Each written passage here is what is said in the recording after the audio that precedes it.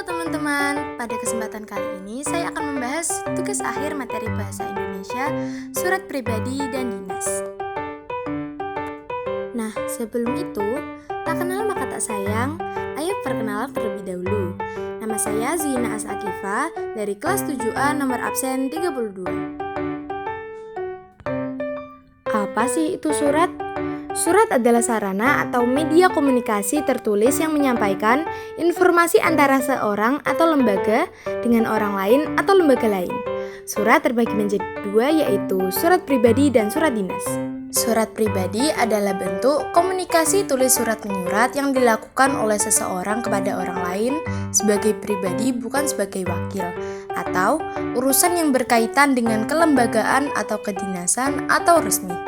Surat ini biasanya digunakan untuk sarana komunikasi antara anak dengan orang tua, antar teman, antar kerabat, dan lain-lain.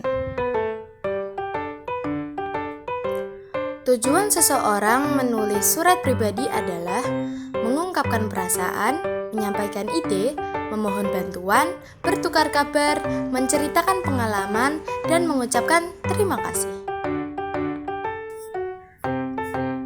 Nah, ini dia unsur-unsur surat pribadi. Yang pertama, ada tempat dan tanggal surat atau titik mangsa, seperti Pati 14 Juli 2024. Yang kedua, ada tujuan surat, seperti untuk sahabatku Salvia di Bandung. Yang ketiga, ada salam pembuka, bisa merupakan salam seperti yang dicontoh atau sapaan hai, halo, dan lain-lain. Yang keempat, ada pembuka surat, biasanya menanyakan kabar seperti hai Salvia, apa kabar? Aku harap kamu baik-baik saja di sana. Sudah lama kamu tidak memberi kabar padaku. Gini ya kamu, mentang-mentang udah punya teman banyak di sana. Aku dilupain, parah banget kamu. Yang kelima, ada isi surat. Isi surat merupakan bagian utama dari surat pribadi. Pada bagian ini, pengirim dapat menyampaikan apa yang akan disampaikan oleh sang penerima surat. Seperti pada contoh. Nah, yang keenam, ada penutup surat. Biasanya, penutup surat seperti sampai sini dulu ya Salvia, jangan lupa suratku dibales.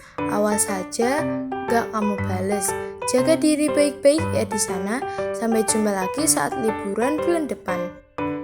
Yang ketujuh, ada salam penutup, seperti wassalamualaikum warahmatullahi wabarakatuh atau sapaan lainnya. Yang terakhir, ada nama pengirim dan tanda tangan seperti pada gambar berikut. Surat resmi. Surat dinas atau resmi adalah surat yang ditulis dalam situasi formal dan untuk kepentingan formal. Surat ini dapat ditulis oleh pribadi atau atas nama suatu lembaga, pemerintahan, perusahaan, atau organisasi yang ditunjukkan kepada lembaga. Tujuan seseorang menulis surat resmi adalah yang pertama, sebagai sebuah sarana informasi dan pemberitahuan tentang hal-hal tertentu yang disampaikan dari salah satu pihak terhadap pihak lainnya.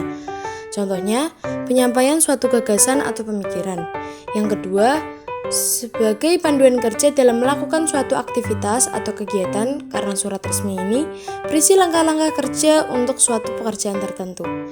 Yang ketiga, ada sebagai sarana pengingat untuk penerima surat, baik itu perorangan, lembaga, maupun organisasi.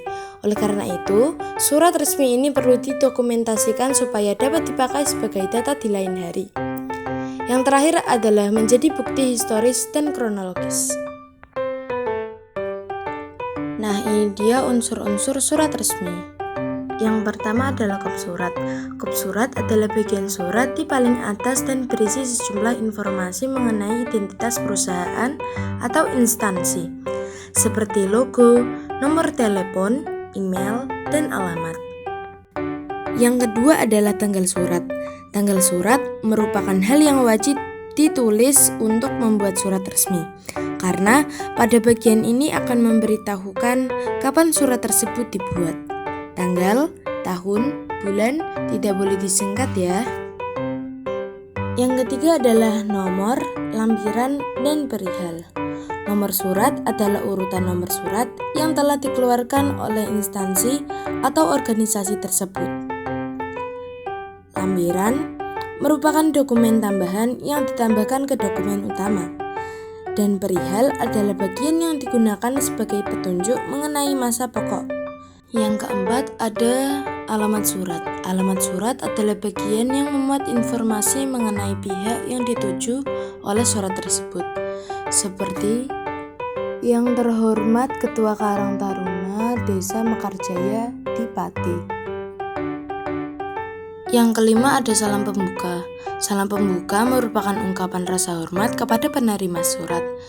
Seperti pada contoh di atas dengan hormat menggunakan koma di belakangnya. Yang keenam adalah isi surat. Isi surat merupakan salah satu yang perlu dicermati secara seksama. Pada bagian surat ini bertujuan untuk menyampaikan informasi yang dituju oleh pihak pengirim ke pihak penerima. Yang ketujuh adalah penutup surat atau salam penutup. Salam penutup atau penutup surat merupakan ungkapan rasa hormat kepada penerima surat di akhir surat. Yang kedelapan adalah nama dan tanda tangan pihak yang memperkuat surat. Biasanya yang menandatangani ini adalah kepala desa atau pihak ketua atau apapun itu yang dapat memperkuat surat. Gunanya memang memperkuat surat yang telah dibuat. Yang terakhir adalah nama dan tanda tangan penulis surat. Ini biasanya yang menandatangani adalah sang penulis surat tersebut. Kaidah kebahasaan dalam surat dibagi menjadi 3, yaitu kata sapaan, pronomina, dan kata baku. Kata sapaan dibagi menjadi 4, yaitu kata sapaan penunjuk hubungan keluarga, kata ganti, kata sapaan penunjuk rasa hormat, dan kata sapaan diikuti nama. Contoh, sapaan penunjuk hubung keluarga, kakek, nenek, ayah, dan ibu. Sapaan berupa kata ganti, kamu, engkau, dan saudara. Sapaan penunjuk rasa hormat, yang terhormat. Sapaan diikuti nama, Pak Ferry dan Ibu Mei. Pronomina digunakan dalam surat meliputi pronomina persona, penunjuk, dan penanya. Pronomina persona, saya, aku, kamu, dan Anda. Pronomina petunjuk, sini, sana, itu, begini, begitu.